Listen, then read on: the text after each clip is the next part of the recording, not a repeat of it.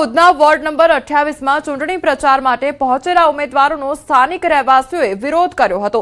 સ્થાનિકોએ આક્ષેપ લગાવ્યો છે કે વિસ્તારમાં રસ્તાઓ પર પાણી ભરાવાની સમસ્યા હોવા છતાં કોઈ કામગીરી કરવામાં આવી નથી। અનેક વખત ફરિયાદો કરવા છતાં પણ તંત્ર દ્વારા કોઈ પગલાં લેવામાં આવ્યા નથી। તે દરમિયાન ભાજપના કાર્યકર્તાઓ અને સ્થાનિક લોકો વચ્ચે તીખી બોલાચાલી પણ થઈ હતી અને તણાવભર્યું વાતાવરણ સર્જાયું હતું।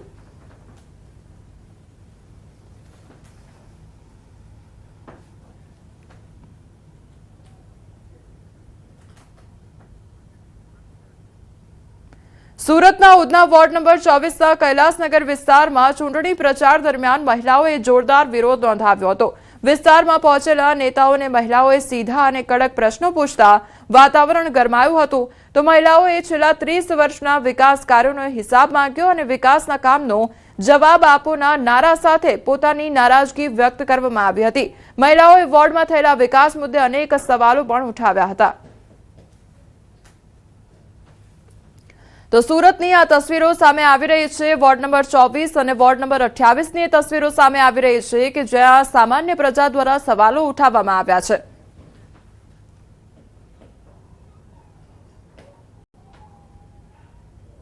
વલસાડમાં કસ્ટમ વિભાગની દરિયામાં મોટી કાર્યવાહી હાથ ધરવામાં આવી છે। દરિયામાં દારૂની હેરાફેરી કરતા 8 લોકોની ધરપકડ કરવામાં આવી છે। 555 દારૂના બોક્સ સાથે 8 વ્યક્તિઓની ધરપકડ કરવામાં આવી છે। તો 16 માર્ચથી કસ્ટમની સ્પીડ બોટથી ચાલતું હતું સર્ચ ઓપરેશન। તપાસ દરમિયાન એક શંકાસ્પદ બોટ મળી આવી હતી। તો ઇન્ટરસેપ્ટ કરવામાં આવેલ કસ્ટમ દ્વારા પકડી વલસાડ પોલીસને સોંપવામાં આવેલ છે। દારૂની અંદાજિત કિંમત 55 લાખ થાય છે।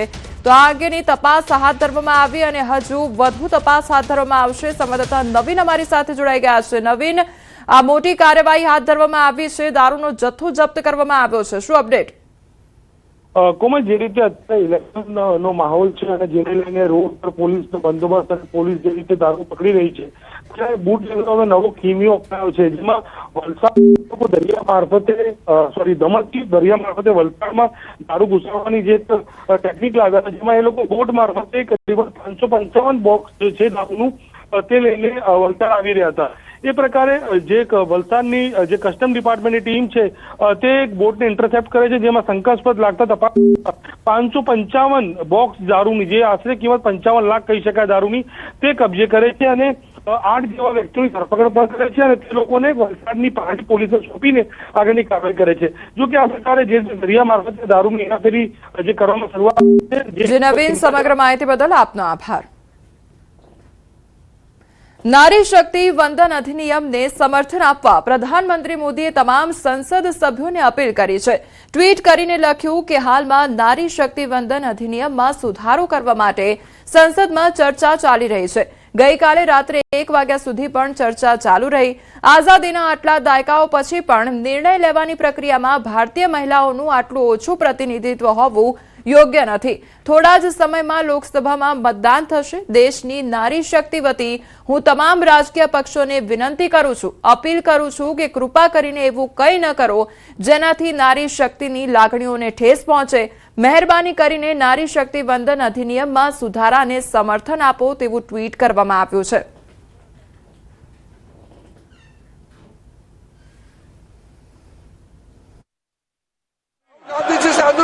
ये तरीका बिल्कुल भी नहीं है, होने के नाते बिल्कुल नहीं। बोलिए, मगर नियम से बोलिए। करूंगा मैं। और ये माननीय इस देश का 140 करोड़ का चुना हुआ प्रधानमंत्री को ये अनाप शनाप बात करके क्या साबित करना चाहते हैं? आज जो भाषा इस्तेमाल कर रहे हैं, स्पीकर साहब ने बार बार कहा कि वो बोल सकते हैं मगर नियम के तहत ऐसा नहीं चलता है। ऐसे तो नहीं बोल सकते। हम लोग एक्सपेक्ट करते हैं कि राहुल गांधी अफसोस की बात है, नेता प्रतिपक्ष क्या भाषा इस्तेमाल करते हैं? कोई तरीका होता है?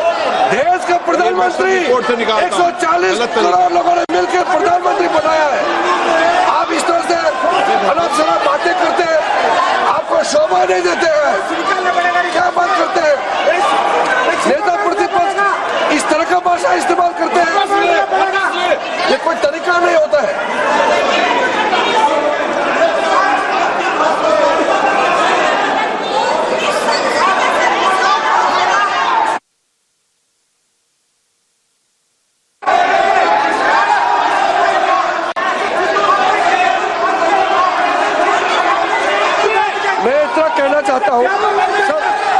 अनिल जी कुछ